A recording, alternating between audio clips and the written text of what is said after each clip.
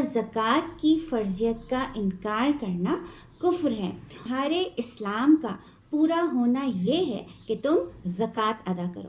زکوٰۃ کی ادائیگی سے مال کی حفاظت بھی ہوتی ہے۔ زکوٰۃ لینے والا اس کا صحیح مستحق نہ ہو تو زکوٰۃ کی ادائیگی نہیں ہوتی۔ جس اسلامی تاریخ کو صاحب نصاب بنے ہوں اس کے بعد 1 سال گزرنا ضروری ہے۔ زکوٰۃ صرف ان 4 کیٹیگریز کی چیزوں پر ہی فرض ہے۔ اگر آپ اس چینل پر نیو ہیں تو چینل کو سبسکرائب کر دیجئے اور میری ویڈیو کو لائک اور شیئر کر دیجئے اور بیل آئیکن کو پریس کرنا مت بھولیے گا تاکہ میری ہر آنے والی ویڈیو آپ کو مل سکے۔ بسم اللہ الرحمن الرحیم۔ السلام علیکم۔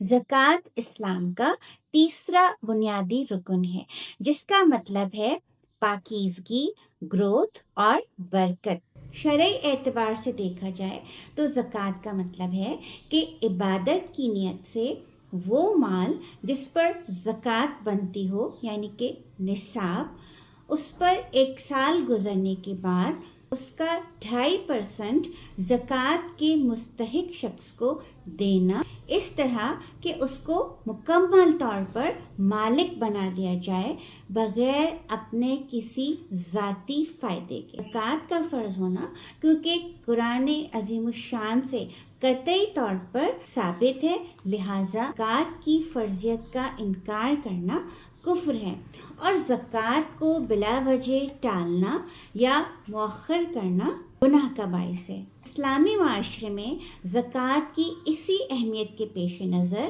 قرآن حکیم میں 30 سے زائد مقامات پر نماز کو قائم کرنے کے ساتھ ساتھ زکوٰۃ کی ادائیگی کا بھی حکم دیا گیا ہے۔ سورہ بقرہ کی آیت نمبر 33 میں اللہ تعالیٰ نے ارشاد فرمایا، نماز قائم رکھو اور زکوٰۃ ادا کرو۔ اسی طرح حضور اکرم صلی اللہ علیہ وآلہ وسلم سے بھی زکوٰۃ کی اہمیت اور فرضیت کے بارے میں بے شمار احادیث روایت کی گئی ہیں۔ ایک موقع پر آپ صلی اللہ علیہ وآلہ وسلم نے ارشاد فرمایا، ہمارے اسلام کا پورا ہونا یہ ہے کہ تم زکوٰۃ ادا کرو۔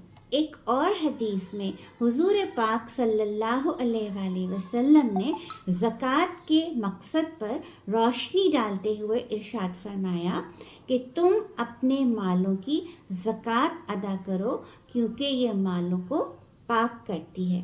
زکوٰۃ کی ادائیگی سے مال کی حفاظت بھی ہوتی ہے، جیسا کہ حضور صلی اللہ علیہ وآلہ وسلم نے ارشاد فرمایا، اپنے مالوں کو زکوٰۃ دے کر مضبوط قلعوں میں کر لو۔ اس کے علاوہ زکوٰۃ ادائیگی کا عمل اسلامی معاشرے میں بھائی چارے کی ایک بہترین مثال ہے، جس میں ایک صاحب حیثیت مسلمان اپنے غریب مسلمان بھائی کو سر اٹھا کر جینے کا حوصلہ مہیا کرتا ہے۔ زکوٰۃ کی ادائیگی سے بخل اور کنجوسی جیسی صفات سے چھٹکارا حاصل کرنے میں مدد ملتی ہے اور سخاوت و ہمدردی جیسی پسندیدہ صفات پیدا ہوتی ہیں۔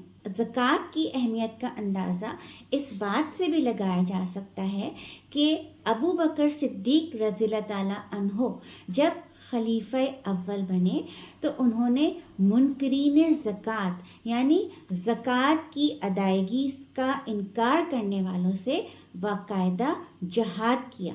ہمارے معاشرے میں زکوٰۃ کے بارے میں عموماً لا علمی اور غفلت پائی جاتی ہے۔ زیادہ تر لوگوں کو اس بات کا علم ہی نہیں ہوتا کہ ان پر زکوٰۃ فرض ہے کہ نہیں، زکوٰۃ کب ادا کرنی ہے، زکوٰۃ کی ادائیگی کا طریقہ کار کیا ہے، زکوٰۃ کے مستحق لوگ کون سے ہیں۔ عام طور پر گھر کے سربراہ اپنی مرضی اور اندازے کے مطابق ہی زکوٰۃ ادا کر دیتے ہیں۔ اس بارے میں بھی کوئی خاص تحقیق نہیں کی جاتی کہ جس شخص کو زکوٰۃ کی ادائیگی کی جا رہی ہے وہ اس کا مستحق بھی ہے کہ نہیں۔ حالانکہ یہ انتہائی ضروری امر ہے، کیونکہ اگر زکوٰۃ لینے والا اس کا صحیح مستحق نہ ہو تو زکوٰۃ کی ادائیگی نہیں ہوتی۔ آئیے دیکھتے ہیں کہ زکوٰۃ کن لوگوں پر فرض ہے۔ زکوٰۃ کی ادائیگی ایسے عاقل बालिग आज़ाद मुसलमान मर्द व औरत, जी हाँ औरत पर भी फ़र्ज़ है जो कि निसाब के माल का मुकम्मल तौर पर मालिक हो और वो निसाब उसके कब्ज़े में भी हो, यानी कि वो अपनी मर्ज़ी से इस निसाब के माल को खर्च कर सकता हो, इस्तेमाल कर सकता हो और फ़रोख्त भी कर सकता हो। देखा जाएगा कि माले निसाब बुनियादी ज़रूरतों के लिए ना हो। मसलन कोई शख्स साहिब निसाब तो है, लेकिन उसके माल में अभी बहुत से एक्सपेंसेस भी शामिल हैं। मसलन ये कि उसको अपने घर का किराया अदा करना है, राशन लेके आना है, बच्चों की फ़ीसें अदा करनी है, बिल्स अदा करने हैं, इलाज मुआवजे का खर्चा है, आने जाने का, लिबास का, खाने पीने का। और अगर इन तमाम खर्चों को, एक्सपेंसेस को इस माले निसाब में से माइनस कर दिया जाए तो फिर निसाब के बराबर माल नहीं रहेगा। ऐसे माल पर ज़कात फ़र्ज़ नहीं होगी। इसके अलावा ये भी देखा जाएगा कि माले निसाब में से बुनियादी ज़रूरतों को माइनस करने के अलावा साहिब निसाब पर कोई उधार, कर्जा या कोई नया फ्यूचर में कोई इंस्टॉलमेंट्स वगैरह तो ड्यू नहीं है। अगर 1-2 महीने के अंदर अंदर कोई वाजिबुल अदा कर्जा हो, उधार हो या इंस्टॉलमेंट्स पे करनी हो तो उनको भी माले निसाब में से माइनस किया जाएगा। फिर ये देखा जाएगा कि निसाब पूरा हो रहा है कि नहीं। इसके अलावा जिस इस्लामी तारीख को साहिब निसाब बने हों उसके बाद 1 साल गुजरना ज़रूरी है। मिसाल के तौर पर कोई शख्स 10 रजब को निसाब के बराबर माल का मालिक बनता है, जैसे किसी खातून की शादी के नतीजे में ज़ेवरात मिलने पर वो साहिब निसाब बन जाती है, या किसी को विरासत में कोई माल वगैरह मिल जाता है, या कोई अपने बिज़नेस की ख़रीदो फ़रोख्त लेन देन के नतीजे में साहिब निसाब बन जाता है।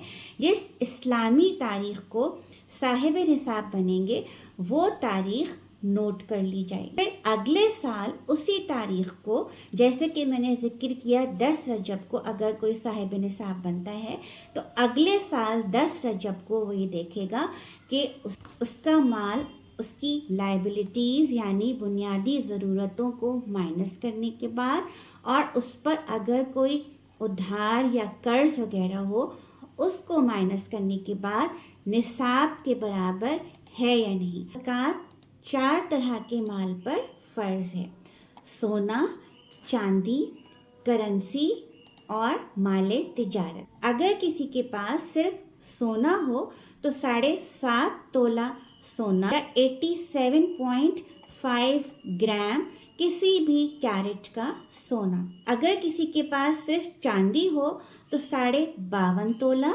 या 612.36 ग्राम चांदी। अलावा करेंसी जिसकी मालियत या वैल्यू 52.5 तोला चांदी के बराबर बनती हो। इसमें cash, price bonds, saving certificates, shares, digital currency जैसे कि क्रिप्टो वगैरह सब शामिल हैं। चौथी कैटेगरी है माले तिजारत की, यानी कि हर वो माल जो आपने बेचने की नीयत से ख़रीदा हो। इसमें कोई फ्लैट, प्लॉट, मकान, गाड़ी, दुकान में डालने का सामान, बिजनेस करने का सामान, अगर इस माल की वैल्यू 52.5 तोला चांदी के बराबर या ज़्यादा हो तो ये भी निसाब का पूरा होना कहलाएगा और उस पर ज़कात फ़र्ज़ होगी। ज़कात सिर्फ इन 4 कैटेगरीज़ की चीज़ों पर ही फ़र्ज़ है।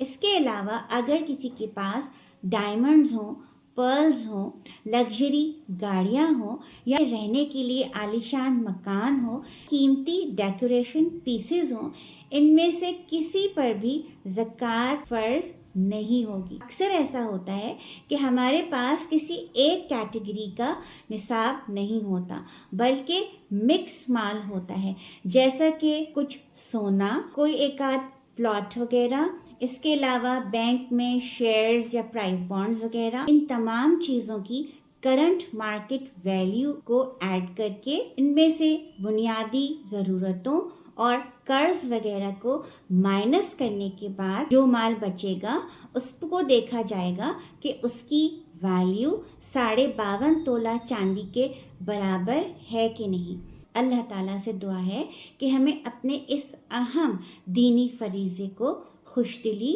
اور تمام اصول و ضوابط کے مطابق ادا کرنے کی توفیق اور ہدایت عطا فرمائے، آمین۔